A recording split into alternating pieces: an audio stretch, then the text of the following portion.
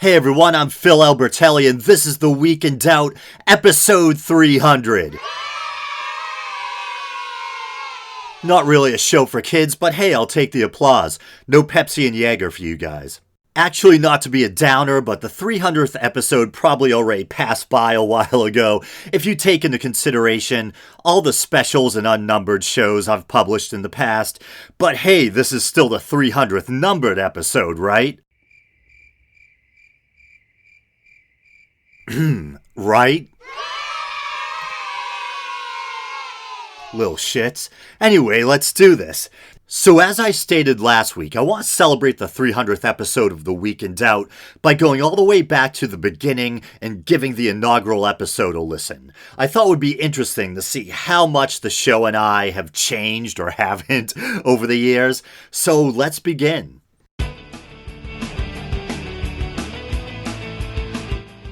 Hi, I'm Philip Anthony Albertelli. Welcome to the inaugural episode of The Week in Doubt. Oh my god, listen how quiet my voice is. I remember when I first started the show, I had experience singing in a band and recording demos in studios and stuff, but no experience really just talking into a mic. And to be honest, that was so long ago, 5 or 6 years now? That I can't really tell you if that was nerves or me intentionally trying to put on some NPR voice because I wasn't sure how to speak into a mic and communicate to an audience, And I don't know if it's for better or worse, but I've definitely taken on a more kind of casual tone over the years. A podcast for atheists, agnostics, and whoever. And I really want to emphasize the whoever, because I don't want this podcast to seem exclusive, or at least not too exclusive. I'd like it to be not just for fellow non-believers, but for people of a philosophical bent in general, the intellectually curious, etc. And I'll say in fairness to my younger self there, younger by 5 or 6 years, that the mission statement still holds true. I really mean what I say in the tagline. This is meant to be a show for not just atheists, but also agnostics and whoever. And I don't really want to get sidetracked right now by going into the overlap between atheist and agnostic and trying to parse out the differences between the terms, etc. I may even touch on that in this inaugural episode. I know I used to talk about that a lot early on in the show. And as far as the audio quality goes, I think not only am I speaking much more softly, but also, I've been using the same mic, this Blue Yeti microphone, since the very beginning of the show. And I think maybe, I tested, I kind of cheated on my Yeti with other mics here and there, fleetingly. But for the most part, it's been me and this Blue Yeti since day one. But it took me a while to learn how to properly use it. It's what they call a side address microphone. And you're basically supposed to position it vertically and speak right into the side of, the filter or whatever. But I used to tilt it towards me. I was used to singing in a band and holding a microphone and singing into the top of it. Not really what you're supposed to do, and the audio quality suffered for a long time. As you could probably surmise from the title, my basic goal is to cover topical issues. I wonder if I can recreate that affect or that voice or whatever. As you can probably surmise from the title, my goal is to talk about topical issues. I like the word topical. Why did that fall out of my vocab? I have to admit it, though. I think there's a part of me that actually kind of likes that voice. I almost feel like maybe I've grown too comfortable in my own skin regarding sitting in front of this microphone. And I've kind of turned into a New England wise ass. And in comparison, there was something very kind of soft and calm, maybe even respectful, about that voice or tone I was using in the early days of the show. That have to do with religion, atheism, and then basically elaborate with my own philosophical take on things. Before I move on to any of the aforementioned topical issues, I should probably give a brief introduction to my own religious views or lack thereof and how they developed. I'm always a little hesitant to label my beliefs, On the one hand, I think maybe I just have a healthy aversion to labels because I know they can be constricting. And on the other hand, I think it's because of that strange overlap between the terms atheist and agnostic. Told ya. I believe it was T.H. Huxley, a man who is known as Darwin's bulldog due to his strong stance in defense of the idea of natural selection, who coined the term agnostic. I'm a fan of Penn Jillette, and I remember listening to him recently, and he had described the word agnostic as a kind of weasel word, meaning a nicer, softer, more palatable way of saying atheist. I think most of us tend to think of agnostic as referring to someone who claims to not be sure whether or not there's a God, and an atheist is someone who claims that there is no God. But I don't think it's that clear cut. In fact, I'm trying to think of the staunchest atheists out there. Maybe people like the new atheists, people who I admire, like the late Christopher Hitchens, Richard Dawkins, Sam Harris. I don't know. On the other hand, I'm already starting to get sick of that soft voice. Feel like I'm about to fall asleep. But wow, yeah, for some reason it kind of caught me by surprise that I can't believe how time's flying by that I've been doing this show for 5 or 6 years or whatever. And Hitchens passed away before I started. That's so crazy. And it makes sense because, as I've mentioned numerous times on the show, originally I actually wanted to write a book, and I did write about 10 chapters. And it was basically just going to be a kind of hybrid book, part autobiographical, and also partly just me espousing my personal philosophy, my personal worldview.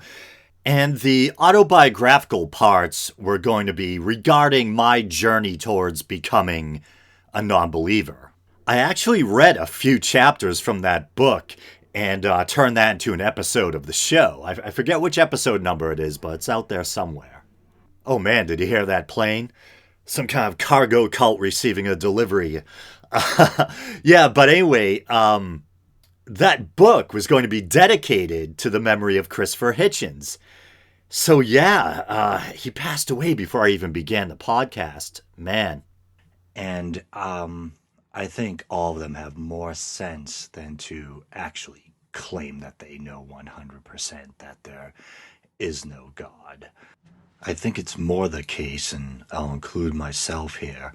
Oh man, now that soft voice is really starting to creep me out. And there's an early example of my famous shoddy editing. I do think my editing skills have improved over the years, but not as much as I would like. But hey, we'll check in again in another 6 years. That an atheist is someone not who claims to know 100% that there isn't a God, but who tends to think that religions are man-made belief systems and they doubt the existence of God because the empirical evidence just doesn't seem to be there, and the supernatural claims of various world religions don't really seem to pass muster. And I think that's where the overlap lies. Neither an atheist nor an agnostic would claim to know for certain whether there was or wasn't a God. We may tend to think of an agnostic as someone who's more open-minded than that stereotype many people have of the smug, stubborn atheist. But in reality, there is that overlap. So I suppose I kind of fit both definitions. On the one hand, I don't claim to know for certain whether there is or isn't a God, but on the other hand, I certainly doubt his, her, or its existence. And this is interesting, and I actually remember this. When I first started this show, I wasn't sure what the proper label for myself was, someone with my particular worldview. And I remember one of my very first subscribers on YouTube, I think his name might have been like Denver Chris or something like that, but a really nice guy, and he was actually the first one that turned me on to the label agnostic atheist, because he kept hearing me saying on the show how I wasn't sure if I should refer to myself as an atheist or an agnostic. And it is true that either definition probably work for me. But I do think, if you were to kind of back me into a corner and force me to give you a label for my particular worldview, I think the most correct or apt one would probably be agnostic atheist. Knowledge claim versus belief claim. The Greek word gnosis has to do with knowledge or knowing. I don't think, at least at this time, I don't know if the human race will ever be capable of knowing. I don't think we can know definitively whether or not a higher power actually exists. And yet, personally, due to what I see as a lack of evidence, I do personally doubt the existence of a higher power, an afterlife, etc. Ergo, I guess I'd be happy being labeled, or at least relatively comfortable being labeled, either an atheist or an agnostic. But I guess if I was to choose a label for myself, I would simply refer to myself as a non-believer. And that's interesting too, because I often still refer to myself as a non-believer. And I do kind of like that word because it gets across the point that you don't really buy into the faith claims of religion or anything like that, or you're skeptical. And yet, and I want to be really honest about this, I think the word atheist has been very unfairly demonized. And I guess a fringe benefit of using a word like non-believer is that it essentially means the same thing for the most part, but it doesn't carry as much baggage with it, or it's not as loaded as the term atheist. And I actually feel bad saying that or admitting that. I think that's not my only reason for having an affinity for the label non-believer, but certainly is a fringe benefit. But as I was saying, I really do think that the word atheist has been unfairly demonized. And some, Christians out there with a persecution complex might not agree with me. They might see this threat of a society that's becoming ever more secular. And in some sense, that might be true. And yet I still think that generally atheism or atheist does remain a kind of dirty word. At least in my personal experience, there's nothing that throws a wet blanket on a conversation at a party, like mentioning you're an atheist. Once in a while, you get someone who will agree with you, but often people will shut down, roll their eyes, get defensive. And I will say, in fairness to religious folks or, Christians or whatever, I think saying that you're a Christian at the average party might also go over like a lead balloon, From my personal experience, it seems like the average, just like, I was going to use the word secular, but that has connotations that we might be dealing with people who belong to the atheist or agnostic, skeptic, non-believer community. But when I say secular, I just mean your average person who doesn't maybe think a lot about religion.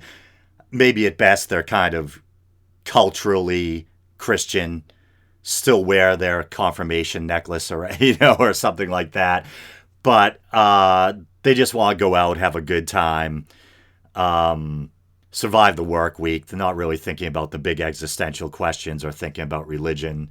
I think in a context where you're at your average party with surrounded by people like that, if you say you're a Christian, they're probably going to be like, oh, wow. They might not say this out loud, but they're going to be like, oh, Mr. Goody Two-Shoes, way to bring the party down, And they might look at you like maybe you're not quite firing on all cylinders or whatever. Or as famous internet manatee Brett Keane might say, not firing on all cinder blocks. But if you say you're an atheist, you're kind of, you're Mr. Grinch. You're the guy who enjoys pissing on everyone's parade. You're the person who's too close-minded. And it's funny, I kind of have an example. I was recently at a party. Yes, the same party in which I kind of got too drunk. Yeah. And And at the beginning of the night, before I was totally wasted, I had a very nice conversation with my friend's mother. And I really love her parents. Her mother's an author, very intellectual. Her father is a musician, just a really cool family with talented people in it. And I love talking to her mother, and her mother and I share a lot of the same interests in literature. And even though I'm a non believer, I'm still really drawn to a lot of spiritual subject matter. And I'm still interested in a lot of the same things I was interested in as a kid before I completely, let go of religion. And so we were talking about some of our favorite authors. I mean, we were talking about William Peter Blatty. We were talking about Alan Watts. We were talking about Carlos Castaneda. We had a long conversation about Buddhism and meditation. And yet, when I mentioned in passing that, I consider myself an agnostic atheist, that word atheist is in there, man. I could see her kind of shut down and look away a little, grow a little disinterested. But when I tried to emphasize the agnostic part, that, I don't claim to know for certain or whatever, whether there is or isn't a God, then she kind of returned to the conversation and she was like, so, you're an agnostic. And I didn't feel like arguing, so I'm like, yeah, I guess you could say, in a sense that you probably technically could consider me an agnostic. And yet at the same time, my worldview could also correctly be characterized as atheistic due to my, my level of doubt and skepticism, etc. But I just want to share that little personal anecdote because I think it illustrates what I was talking about. How many people, I'm not even necessarily talking about religious people, I'm talking about people who are probably left-leaning, who have a very maybe kind of airy-fairy, wishy-washy approach to God. Maybe, they've given up on organized religion, but they still have some kind of amorphous, elastic, sense of a higher power out there. How repelled or repulsed people often act at the mere mention of the word atheist or atheism. So it really has come to be a very demonized, a very kind of dirty word. And I think that's a shame, and I think it's quite unfair. Pretty much an accurate description, and it doesn't carry any of the connotations that you belong to some kind of group or organization. And so there, I think I'm still kind of talking about the fringe benefits of referring to oneself as a non-believer. And this is a point I used to make a lot early on in the show's history too, that I really wanted to emphasize the importance of truly being a free thinker and being on the lookout for groupthink, even within so-called free thought or atheist communities. And that I had come to be a non-believer by virtue of, on my own, wrestling with the big questions for so long. And not because I thought it would be trendy to join some atheist group and dedicate myself to regurgitating or spouting their talking points or whatever, And I'm kind of split on atheist organizations. On the one hand, I think it's good when people can come together and unify and find strength in numbers, and we're social animals with a need to feel connected, a need for communication. And I was just talking about how sometimes, if you're an atheist and you're at your average party, you might feel like you can't really speak openly about your ideas because the average person either has no interest or they're carrying around some kind of misconceptions about what an atheist is, and they kind of, shut down or become antagonistic when you merely mention that you're an atheist. So I do think it's good to be able to come together with like minds, have people you can commiserate with, share ideas with, find intellectual stimulation with. And I do think it's good to, as atheists, as non believers, try to fight for inclusion and acceptance and to try to dispel those kind of negative stereotypes and misconceptions that people have about atheists and to try to get across the point that, hey, we're just human beings who value reason and truth, and we don't believe because we see a lack of evidence. That's all there is to it. We're not Grinches, we're not bogeymen or boogeymen, whatever. And yet on the other side of that same coin, I'm also kind of a loner or a non-joiner in a sense, and I value my critical thinking and my objectivity so much that I am admittedly kind of wary of joining any kind of group or organization. Because sadly, I think groupthink or maybe too much of that my team versus your team mentality can pretty much pop up anywhere in any type of organization. Which I guess brings me to my first topic. I know I'm a little behind the times with this one, but I'll ask that you forgive me since it's taken a while to get this project started. I was watching Bill Maher, Real Time with Bill Maher on HBO, as I am wont to do. And this is probably about 3 weeks ago now. He had Kennedy on. I remember growing up watching her, now well into my 30s. She was a VJ on MTV back in the day, and now I believe she's a radio host, and she's pretty well known for her libertarian views. And as much as I like her, wow, this was a long time ago. I definitely wouldn't say that I like Kennedy nowadays. She seemed to have grown to be rather right leaning, and there's just something about her personality or demeanor that gets under my skin. And I believe she's a regular on Fox nowadays. She said something during the show that just totally got under my skin, and it's probably a pet peeve for a lot of people who identify as atheists or non-believers. The subject of religion had come up, as it often does on Bill's show, and she had replied to something Bill had said by saying, atheism is a religion too.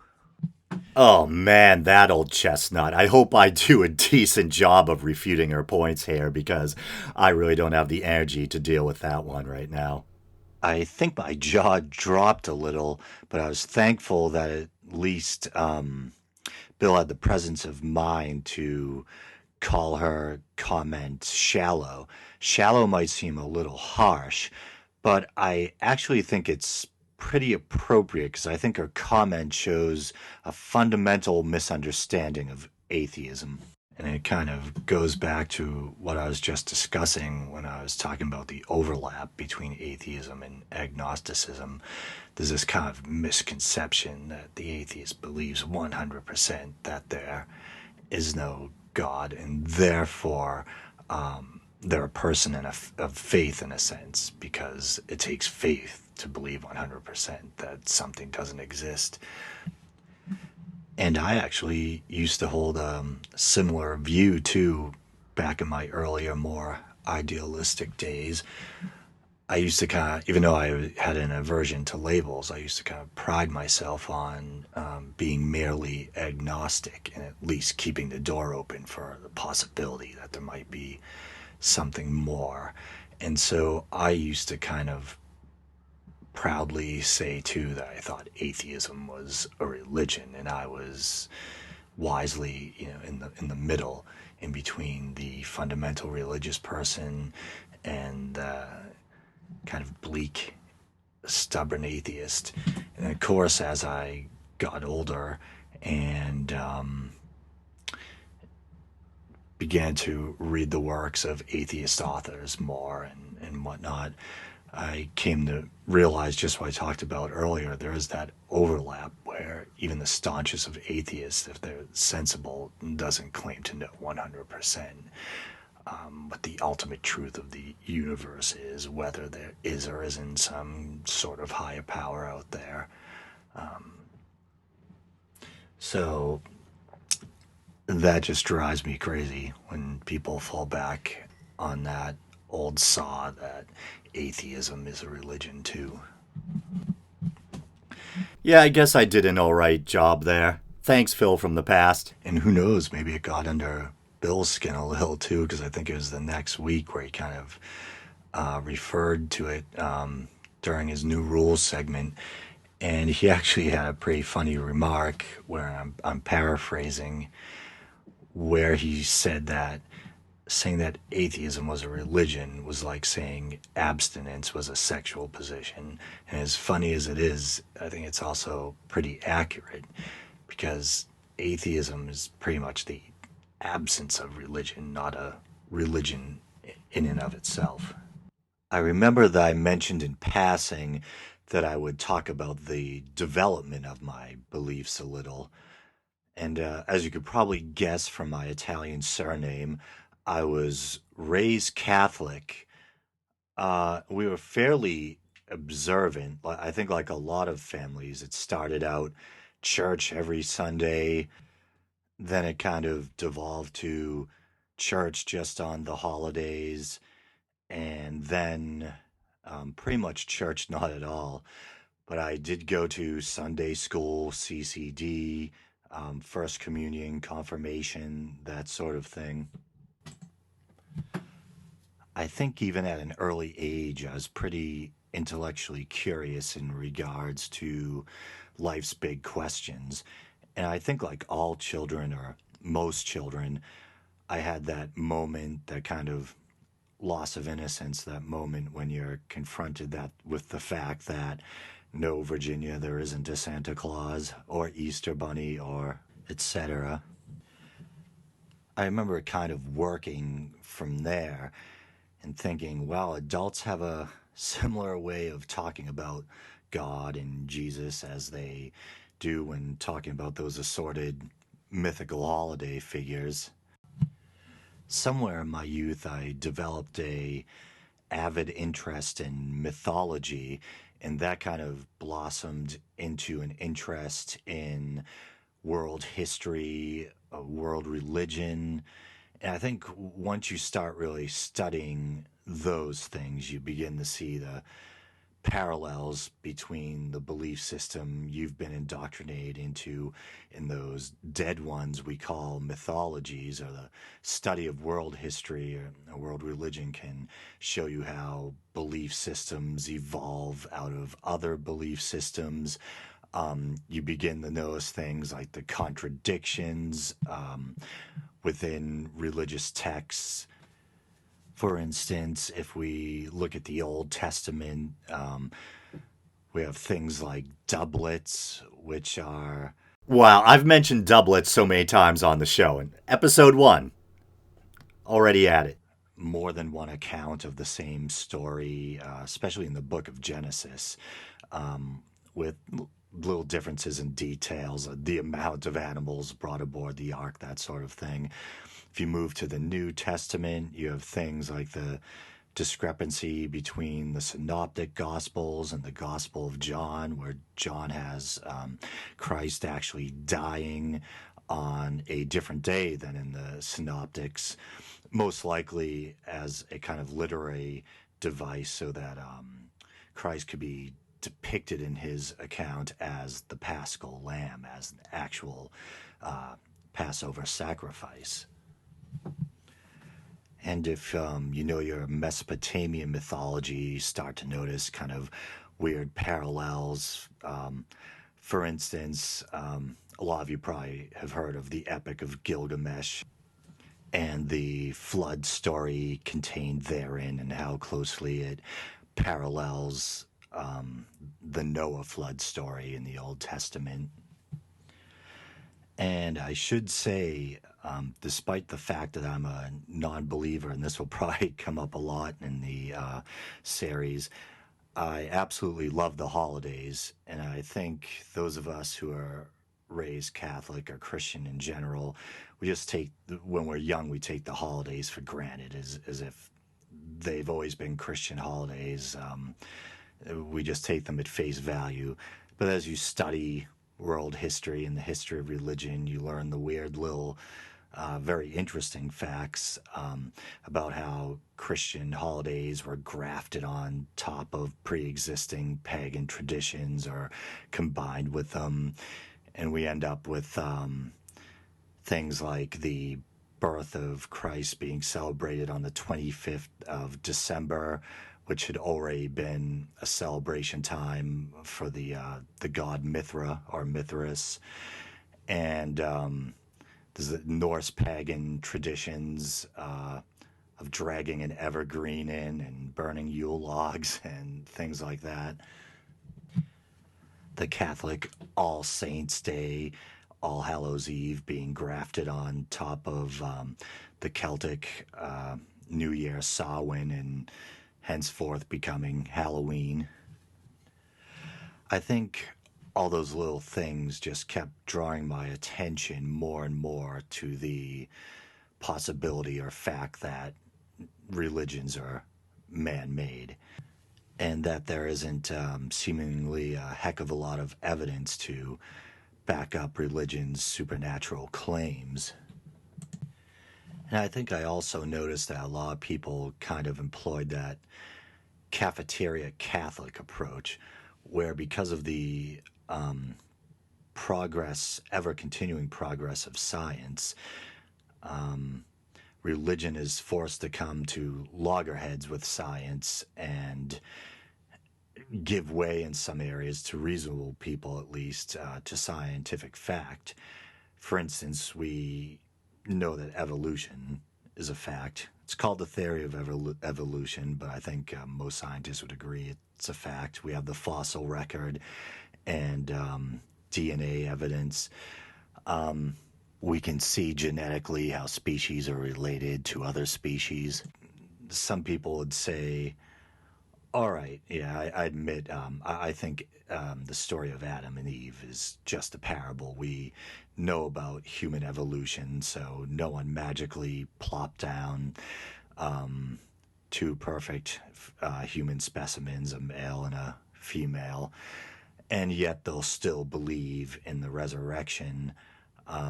I think it was Richard Dawkins one time who made a pretty valid and somewhat disturbing point, how the death and resurrection of Christ was, in part at least, supposed to be to save man from original sin, to redeem man from the fall in the garden.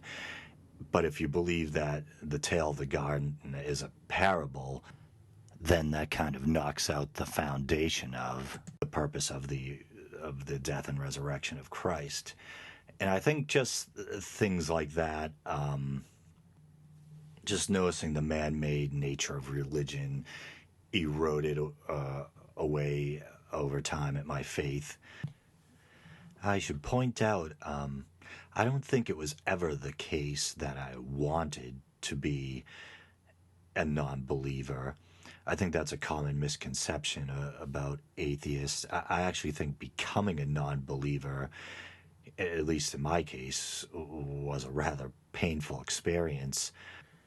It can be pretty harsh to feel that the existential carpet, so to speak, has been pulled out from under you, to have to face the fact that the meaning of life, the whole supernatural cosmology that you've been taught, may be completely man-made, and in a sense that you're on your own to try to figure out what it's all about and what's true and what isn't.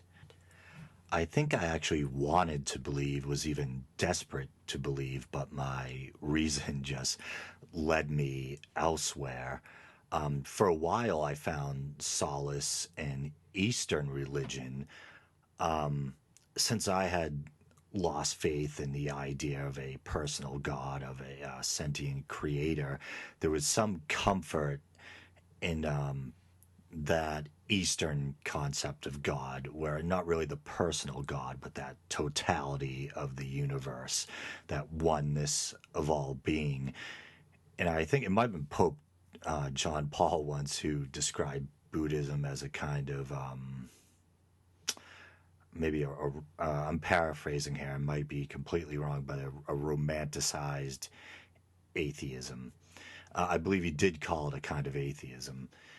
And I think that's true in a way. I think I almost looked at Eastern philosophy and religion as kind of training wheels for atheism or agnosticism, because there is that big difference between Western and Eastern spirituality, where in the West we have that desire to believe that our self is eternal and that there is this patriarchal, personal creator, where in the East, especially in Buddhism, the focus is moved away from the self. And in fact, in Buddhism, we have the term nirvana, meaning something along the lines of the extinguishing of the flame or the extinguishing of the self, where reincarnation even is a kind of punishment, and the ultimate goal is to attain that selfless oneness and break that cycle of birth and death. Then even that after a while seemed kind of romanticized to me. And even though I still love that concept of cosmic oneness, what does it really mean empirically? And I think luckily the human psyche, like the human body, is relatively resilient.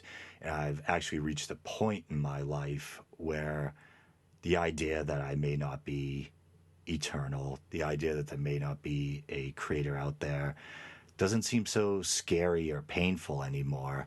And but I don't want to drone on too long, because I want to do a whole episode at one point on how even being a non-believer, you can still live a very rich and fulfilling life and even experience what, for lack of a better word, you might consider spiritual experiences, the transcendent, the numinous, as Christopher Hitchens used to like to call it.